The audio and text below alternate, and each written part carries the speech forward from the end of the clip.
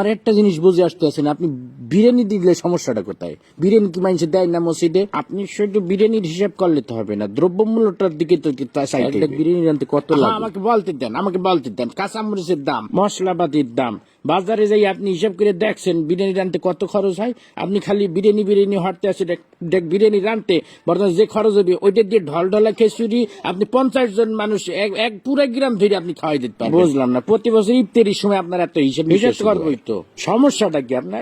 আপনি খালি খাওয়ার হিসাবটাই বুঝলেন, আপনি দ্রব্যমূল্য হিসাবটা বুঝবেন না। আপনি কি মনে হচ্ছেন আমি কি বহুত টাকার মালিক হয়ে গেছি? হ্যাঁ, এখন যত কামাই তত খরচ। এই যে আপনার মসজিদে প্রতি মাসে ইমাম সাহেবের বেতন না দিলে ইমাম সাহেব চলবে কেন? থামেন, আমার কথা বলতে দেন। আবার এই যে রমজান মাস আইছে, তারাবি পড়াবে, হাদিয়া দিতে হইবে না? আমার খরচ কি কম?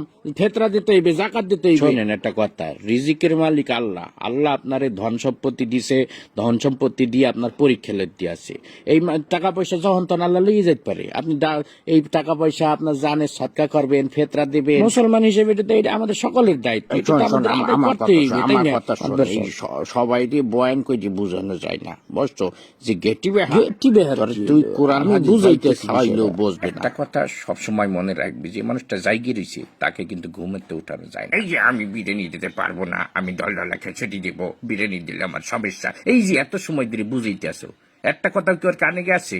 ও শুরুতেই বসতে আছে যে আমি ডলডলা খেয়েছি তুমি, আমি বিরিয়ানি দেবো। আপনি কতক্ষণ ধরে বুঝাবো আমি? এই টাকা শোন, আমি গত বছর আমি পুরা গ্রাম বইটা আমি বিরিয়ানি খাওয়াইছি না, পুরা গ্রাম কোনো ঝামেলা হয়েছে।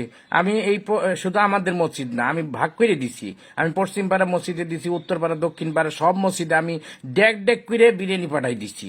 কোনো সমস্যা হয় নাই, শর্টও পরে নাই, সবাই তৃপ্তি সহকারে খাইছে। আমার মনে হয় আমার মতো সভাপতি এই মসজিদে ইতিপূর্বে আর আইসি কিনা আমার জানা নাই।